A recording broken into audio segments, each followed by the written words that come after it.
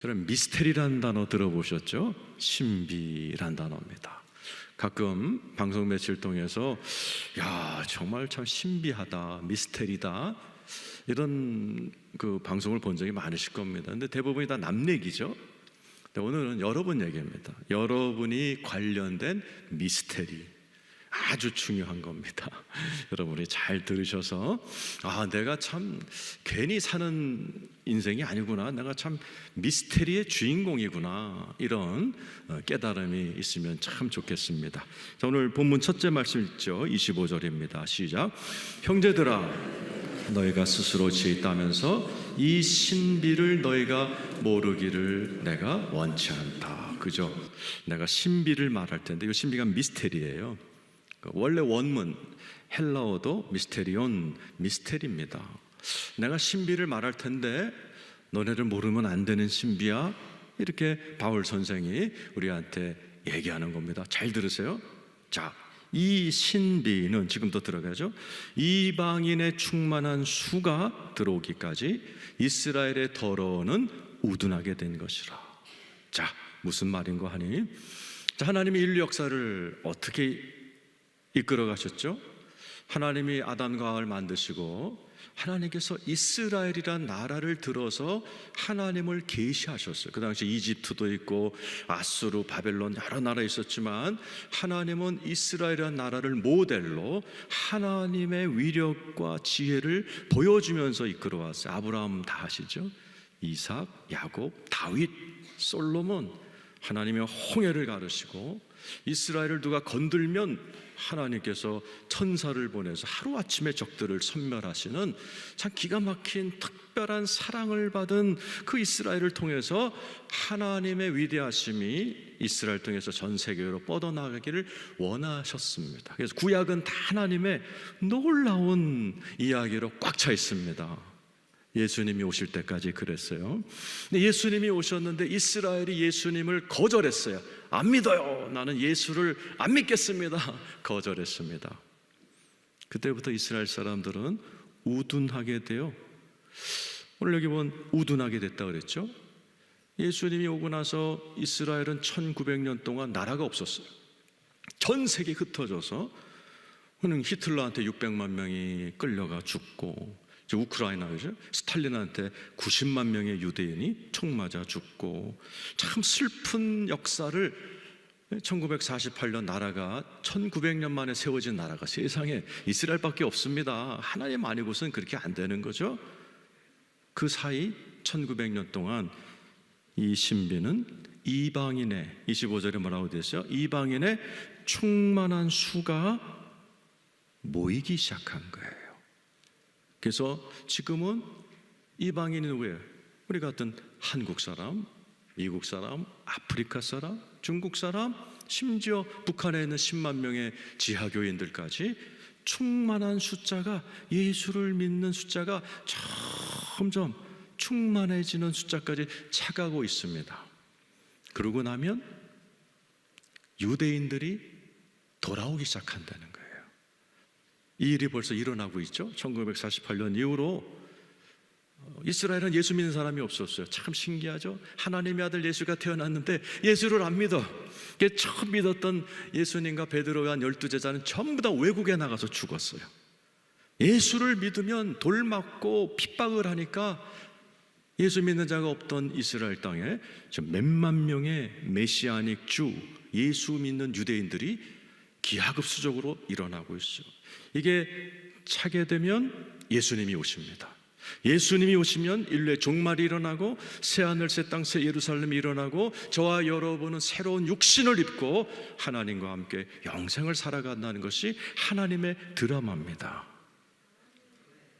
바로 이 자리에 계신 많은 분들이 그러면 충만한 수는 몇 명일까 궁금하죠? 많은 이단들이 몇 명이다 이렇게 얘기했지만 성경에서는 그 그림자를 얘기할 뿐입니다. 계시록 7장 3절과 4절이죠. 시작. 이르되 우리가 우리 하나님의 종들의 이마에 인치기까지 땅이나 바다나 나무들을 해하지 말라 하더라. 내가 인침을 받은 자의 수를 들으니 이스라엘 자손의 각 지파 중에서 인침을 받은 자들이 14만 4천이다 라고 되어 있어요. 이 14만 4천은 말로 14만 4천이 아니에요. 상징수입니다. 12 곱하기 12가 144죠. 거기다 완전수 1000이 붙은 상징수입니다. 성경에 보면 천국의 그림이 그려져 있죠. 계시록 21장에 성곽 위에 12문이 있는데 12문에는 12지파 이름이 기록되어 있습니다. 외곽에는 기초석이 있는데 12제자 베드로, 요한, 야고보 같은 이름이 쫙 기록되어 있어요. 이것은 태초부터 지금까지 구원받은 모든 사람들의 숫자를 상징하는 겁니다. 14만 4천이라는 숫자는 하나님께서 인류 역사를 통해서 구원한 사람들의 숫자예요. 인치심을 받은 숫자예요. 넌 내 거라고 도장 찍은, 찜 찍은 그런 성도들의 숫자가 14만 4천 많다라는 뜻입니다. 그 다음 절에 또 나와요. 9절이죠. 우리 한번 읽어보죠. 시작. 이 일 후에 내가 보니 각 나라와 족속과 백성과 방언에서 아무도 능히 셀 수 없는 큰 무리가 나와 흰 옷을 입고 손에 종려가지를 들고 보좌 앞과 어린 양 앞에 서서 뭐라고 돼 있어요? 각 나라와 족속과 백성과 방언에서. 신천지는 한국 사람만 14만 4천이면 된다 그렇게 얘기하죠. 그 거짓말이죠. 각 나라와 족속과 아프리카 사람, 흑인종, 백인종, 황인종 모든 민족이 허다한 무리들이 하나님 앞에 나오는 거예요. 그러니까 장로 하나가 질문합니다. 13절. 자, 한번 읽어보죠. 시작. 장로 중 하나가 응답하여 나에게 이르되 이 흰옷 입은 자들이 누구며 어디서 왔습니까? 하여튼 장로들은 뭐 물어보는 걸 좋아해요. 천국까지 가서 장로들은 질문이요. 저 사람 누구야? 그랬더니 하늘에서 그 사람들은 이런 사람이다. 14절이죠. 시작. 내가 말하기를 내 주여 당신이 아시나이다 하니 그가 나에게 이르되 이는 큰 환난에서 나오는 자들인데 어린 양의 피에 그 옷을 씻어 희게 하였느니라. 큰 환난을 통과한, 즉 신앙을 가지고 이 험한 세상에서 승리한 자들, 예수 믿는 자들, 예수의 피로 거듭난 자들, 그들이다 라고 얘기하는 거예요. 마지막 날 하나님께서 구원받은 모든 백성들을 모으시고 하나님께 영광 돌리는 그날을 얘기하는 거죠. 그리고 우리 주님이 재림하시면 그 택한 자들, 이마에 인을 맞고 예수의 피로 구원받고 죄사함을 받은 자들을 다 모으신다 그랬어요. 마태복음 24장 31절입니다. 시작. 그가 큰 나팔소리와 함께 천사들을 보내리니 그들이 그의 택하신 자들을 하늘 이 끝에서 저 끝까지 사방에서 모으는 거예요. 내가 구원한 백성, 충만한 수에 찬 내 백성 다 와. 우리 주님이 그들에게 새 하늘, 새 땅, 새 예루살렘과 새로운 육신을 주시고 영생을 살도록 여러분들의 진짜 인생이 쫙 열리는 것, 그것이 우리 앞에 있는 신비요, 우리가 그 신비의 주인공이 됐다는 사실을 믿으시길 축원합니다. 두 가지 질문이 생기죠. 그러면 누가 충만한 수에 들어갈 수 있나? 나는 충만한 수에 들어갔나? 그죠? 궁금하죠? 노아의 홍수 때 온 세상이 홍수로 심판받을 때 노아의 배에 들어간 사람은 딱 8명이었고 예수님이 제자들이 말세가 되면 어떻게 됩니까? 할 때 예수님이 직접 노아의 홍수 때와 같으리라 그러셨어요. 만약에 예수님이 마지막 날 오실 때 대심판이 일어날 때 내가 노아의 그 충만한 방주처럼 충만한 그 숫자에 내가 들어가지 못하면, 여러분 그 경험 있죠? 뭐 어디서 몇백 명까지만 사은품을 줍니다 할 때 거기에 당첨됐을 때 그 소소한 기쁨이지만 기쁨과 기분 나쁜 게 잘렸을 때 기분 나쁨을 아실 거예요. 바로 내가 충만한 수에 들어갔나? 어떻게 하면 충만한 수에 들어가지가 첫 번째 질문이겠죠. 어떻게 하면 그 충만한 수에 들어가요? 예수 믿으면 됩니다. 요한복음 5장 24절이죠. 읽어보겠습니다. 시작. 내가 진실로 진실로 너에게 이르노니 내 말을 듣고 또 나 보내신 이를 믿는 자는 뭐라고 돼? 내 말을 듣고 이런 설교를 듣고 믿는 거예요. 돈도 안 들어요. 시간도 안 들어요. 나 20초 만에 예수 믿었어요. 대학교 3학년 때 불교 신자였다가 우리 옆집 형님 서울대학교 대학원생이 복음을 전하는 순간 20초만 따라해서 20초 따라했는데 그날부터 병 치유받고 그날부터 지금까지 하나님의 어마어마한 사랑을 받고 있어요. 내 말을 듣고 믿는 자는 영생을 얻었고 심판에 이르지 아니하나니 사망에서 생명으로 옮겼다. 예수를 믿는 즉시 영적 이민이 일어난다고 그러죠. 예수 그리스도를 믿습니다 하는 순간에 사탄 밑에 있던 내가 순간 이민이 일어나 하나님의 나라 천국 백성이 된다는 사실. 여러분, 예수 믿으면 주님께서 우리에게 도장을 찍어버리세요. 에베소서 1장 13절이죠. 시작. 그 안에서 너희도 진리의 말씀 곧 너희의 구원의 복음을 듣고 그 안에서 또한 믿어. 복음을 듣고 예수 믿어야 구원받는구나. 들었어요. 그럼 믿어. 그냥 믿는 거예요. 믿기로 결심하는 거예요. 그럴 때 약속의 성령으로 인치심. 너 내 거 그러시는 거예요. 네가 나를 예수를 구주로 영접했어? 그럼 넌 내 거 인치신단 말이죠. 그 숫자가 14만 4천을 이루고 허다한 무리가 된다는 거죠. 예수 믿는 분들만 아멘 해보세요. 네, 예수 믿는 분은 충만한 수에 들어 보세요. 노아의 방주 같은 이 교회 안에 저와 여러분이 이렇게 들어와 예배하고 찬송할 수 있다는 것이 저와 여러분을 하나님이 충만한 수로 인도하셨다는 사실을 감사하고 여러분 기뻐하시고 찬양하시길 축원합니다. 우리를 구원하신 예수님께 영광의 박수 올려드리겠습니다. 그런데 나는 그 숫자에 들어왔는데 우리 아들은, 우리 부모님, 예수 믿지 않는 나의 자녀들은 어떡하냔 말이죠. 이 충만한 수에 들어오지 못하면 어떡하는가. 목사님 우리 아들 교회 잘 다니는데요? 아니요. 제가 얘기하는 것은 교회 다니는 게 얘기가 아니에요.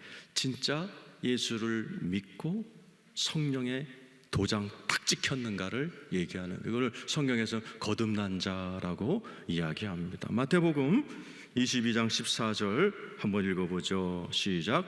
청함을 받은 자는 많되 택함을 입은 자는 적다. 예수님이 직접 한 말이 청함을 받은 자예요. 우리 교회 좀 나와봐. 우리 교회 좋아. 우리 교회 이번에 행사한다. 나와. 앉아있는 사람을 청함을 받은 자예요. 청함을 받는다고 전부 다 구원받지 않아요. 택함을 받아야 돼요. 예수 그리스도를 믿고 그 예수 그리스도의 복음을 받아들이고 내가 이제부터 예수를 믿고 한번 살아보겠습니다 하고 주님을 영접한 자, 그에게 예수의 십자가의 보혈로 죄사함이 임하고 성령의 도장이 찍히면서 내가 소속이 바뀌는 거예요. 사단의 것에서 예수님의 소속으로 바뀐 자, 그 자를 운인중이 택한 자라고 얘기하고 그 사람이 충만한 숫자에 떨렁 들어오게 되며 이 세상에 환란이 계속될 겁니다. 코로나 같은 환란은 앞으로 더 일어날 것입니다. 우크라이나 같은 전쟁은 더 많이 일어날 것입니다. 그때 하나님은 택한 자들을 보호해 주십니다. 오늘 이 자리에 계신 사랑하는 성도님들 다 구원받아 우리는 이렇게 예배를 드리고 있지만 우리의 자녀들, 우리 아들, 딸, 대학생들은 5% 믿어요. 우리는 20% 믿는데 손주들은 1%밖에 예수 안 믿습니다. 이런 세상에서 우리가 어떻게 그들에게 복음을 전하는가? 충만한 수에 든 우리들이 충만한 능력을 받아야 그들에게 복음을 전할 수가 있어요. 충만한 수에 들어가신 여러분, 충만한 능력 받고 충만한 은혜 받아 충만하게 살아가시길 축원합니다. 그럴 때 여러분을 보고 우리 할아버지, 할머니가 믿는 예수는 진짜구나, 자녀들이 돌아오는 은혜가 있기를 축원합니다. 그럴 때 이방인들이, 한국인들이, 전 세계 크리스찬들이 이렇게 충만한 은혜를 받으면서 유대인들이 돌아온다는 거. 아니 우리 아브라함이 저렇게 잘 믿었는데 어떻게 한국 크리스찬들이 아브라함보다 믿음이 좋지? 저거 다윗의 솔로몬이 저렇게 지혜가 있었는데 어떻게 한국 IT 기업 애들이 저렇게 기발한 지혜를 갖고 있지? 시기심을 동원해서 이스라엘이 돌아간다. 제가 여러 번 말씀을 드려. 그것도 하나님의 신비입니다. 그 다음 절에 써 있죠. 26절입니다. 읽어보죠. 26절 시작. 그리하여 온 이스라엘이 구원을 받으리라. 이스라엘이 돌아오기 시작한다는 거예요. 어떻게? 기록된 바 구원자가 시온에서 오사 야곱에게 경건치 않은 걸 돌이키시겠고, 27절 내가 그들의 죄를 없이 할 때에 그들에게 이루어질 내 언약이 이것이라 함과 같으니라. 무슨 뜻이에요? 죄 사함의 문제를 건드리시겠다. 그리고 언약, 새로운 언약을 주겠다 얘기해요. 유대인들은 여러분이 들고 다니는 성경의 구약을 믿습니다. 구약을 율법이라고 그러죠. 열심히 지켰어요. 열심히 모세가 준 율법을 지켰어요. 그러나 딜레마에 빠졌어요. 로마서 2장에서 배웠잖아요, 그죠? 너희가 도둑질하지 마라 그러고 뒤에서 도둑질하잖아. 간음하지 마라 그러면서 포르노 보고 앉아있잖아. 그러면서 니네들이 무슨 거룩한 유대인이야 이렇게 바울이 딱 찔러버렸어요. 맞아요. 율법을 믿는 유대인들의 딜레마가 그거예요. 말은 옳은 말을 하는데 삶은 안 따라주는 거예요. 내로남불의 인생을 사는 거예요. 그건 유대교뿐만 아니라 불교 신자들도 마찬가지입니다. 그것에 우리 주님이 뭐라고 돼 있어요?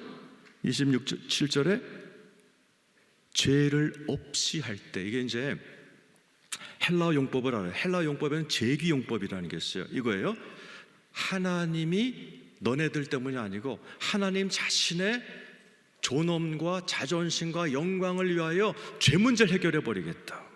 너의 그 이중적인 딜레마의 문제를 해결하시겠다. 그게 언약이에요. 새 언약.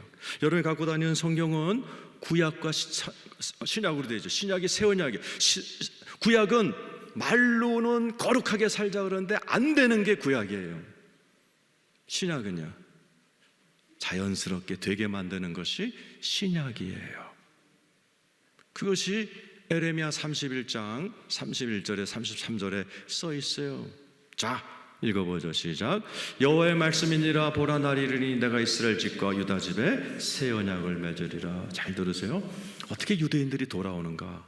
언약이 바뀌었다는 걸 알게 됩니다. 여러분 가운데도 아빠, 왜 성경은 구약이 있고 신약이 있어? 그러면 이제부터 할 얘기를 잘 알아뒀다가 설명을 해줘야 돼. 그거 새 언약이야. 새로 오신 약속, 약. 너 그거 알면 유대인보다 잘 살아. 전 세계 노벨상을 휩쓸고 있는 유대인보다 잘 사는 비결이 새 언약이야. 잘 들으세요. 32절 33절 시작. 이 언약은 내가 그들의 조상들의 손을 잡고 애굽 땅에서 인도해야 되던 날에 맺은 것, 뭐죠? 구약이죠. 구약과 같지 않다라는 거죠. 도둑질하지 마 그러고 도둑질하고, 간음하지 마 그러고, 그냥 음란 동영상 보는 그런 딜레마에 빠지는 수준이 아니야. 뭐라 그래요? 내가 그들의 남편이 되었어도 그들이 내 언약을 깨뜨렸습니다. 구약은 물 건너갔다는 얘기죠. 그리고 지금부터 내가 33절 한 절에 새 언약을 줄 테니 그 언약을 꼭 붙들어, 이렇게 얘기하는 겁니다. 읽어보죠. 시작. 그러나 그날 후에 내가 이스라엘 집과 맺을 언약은 이제 신약, 새 언약이에요. 이러하니라. 곧 내가 나의 법을 그들의 속에 두며, 따라서 하세요. 나의 법을 그들의 속에 두며. 이스라엘 백성들은 십계명을 들고 다녔어요. 돌판에. 그리고 못 지켰어요. 근데 신약은요, 하나님이 그 말씀을 내 속에 집어넣어 버리는 거예요. 뭘로? 영으로. 예수 믿으면 아멘 해보세요. 여러분 안에 성령님이 계십니다. 그 성령님은 진리의 영, 말씀의 영이에요. 예수를 믿으면 성경 60역을 통독을 안 했는데도 불구하고, 옛날에 거짓말 많이 했는데 예수를 믿으면 거짓말을 이상하게 못하게 돼요. 지금도 이걸 못 믿는, 구약만 믿는 유대인들은 이중생활해요. 근데 예수 그리스도를 제대로 믿고 새 언약을 받으신 모든 분들은 날이 갈수록 거룩해지십니다.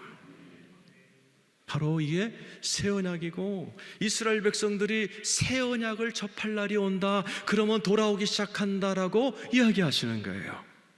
그게 일어나고 있죠. 지금 수만 명의 메시아닉 주들이 돌아오고 있어요. 예수께로 돌아오고 있어요. 32절이죠. 읽어보세요. 자, 28절부터 있죠. 28절 로마서 11절 시작. 복음으로 하면 그들이 너희로 말미암아 원수된 자요, 택하심으로 하면 조상들로 말미암아 사랑을. 유대인들은 복음으로는 왼수짓을 해서 예수를 거부했지만 조상으로 말미암아 아브라함, 다윗, 솔로몬, 저들의 조상 내가 사랑했어. 그러므로 나는 얘네들을 여전히 사랑하고 돌아오게 할 거야. 언제? 이방인이 먼저 충만한 수를 채우고 이방인이 충만한 축복을 받아 시기심이 돌게 할 때 그들이 돌아온다라는 거죠. 지금 얼마나 이방인들이 잘 살아요. 그랬더니 유대인들이 돌아오고 있어요. 오늘 이 자리에 계신 여러분, 여러분들이 더 충만한 은혜와 축복받기를 축원합니다. 그때 유대인들이 돌아오고 그러고 나면 예수가 돌아옵니다. 그러면 저와 여러분의 인생에 새로운 시대가, 새하늘, 새 땅, 새 예루살렘, 새로운 육체를 입고 영원한 진짜 인생이 여러분 앞에 열리게 될 줄로 믿습니다. 이번 제 책을 하나 읽었는데 존 레녹스라는 분의 책입니다. 이분은 옥스퍼드 대학의 수학과 교수예요. 그러니까 이분이 대학 시절에 에피소드를 쓰셨어요. 이분이 옥스퍼드 대학 수학과 학생일 때 노벨 수학자가 방문하신 거예요. 이제 이 친구가 너무나 막 설레는 마음으로 그 노벨 수학자 그분이 강의를 하고 있을 때 이제 앞에 있다가 마치 같이 앉아서 식사를 할 수 있는 기회가 있었대요. 여러 사람이 앉은 데서. 자기는 막 수학자한테 물어봤대요. 교수님 어떻게 노벨상 타셨어요? 신에 대해서 어떻게 하세요? 예수님 믿으세요? 막 하니까 그 노벨상을 받으신 대학자가 좀 이렇게 언짢은 표정을 짓더래죠. 그래서 내가 너무 푸시했나 보다 뒤로 쫙 뺐다는 거죠. 그러고 있는데 그 교수님이 나가면서 자기를 부르더라는 거예요. 그러면서 자기 이렇게 방으로 부르더라는 거. 갔더니 두 분의 노학자와 이 노벨상 수상자 셋이 앉아있고 앉으라 그러더라는 거예요. 그러면서 이렇게 얘기하더라는 거예요. 자네는 뭘 전공하나? 수학이요. 그렇다면 수학과 같은 과학을 공부할 자네가 예수 같은 미신을 믿는다는 건 말도 안 되네. 자네가 수학자로서 성공하기 원하면 예수 따위는 잊어버리게. 기독교라는 것은 신화에 불과하네. 저희가 옥스퍼드 대학은 원래 목사를 만드는 대학이, 하버드 대학도 마찬가지입니다. 졸업생들의 반이 목사가 나왔던 데가 하버드 대학교고 옥스퍼드 대학교입니다. 근데 옥스퍼드 대학 교수가 예수를 포기하라고 그러더라는 거죠.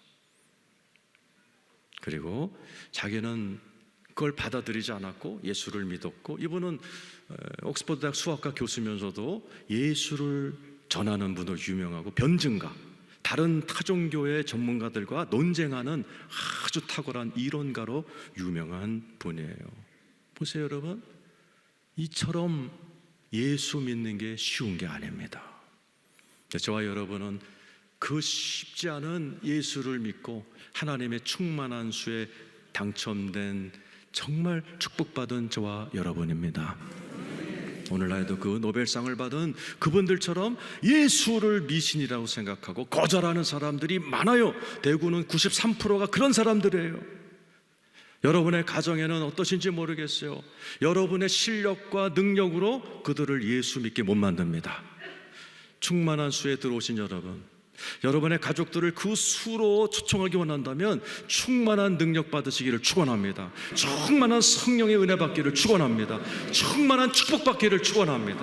그래서 그들이 우리를 보고 와, 하나님 살아계시구나 놀라고 질투와 시기심을 가지고 예수께로 돌아오는 그 미스테리한 일의 주인공이 다 되시기를 예수의 이름으로 축원합니다.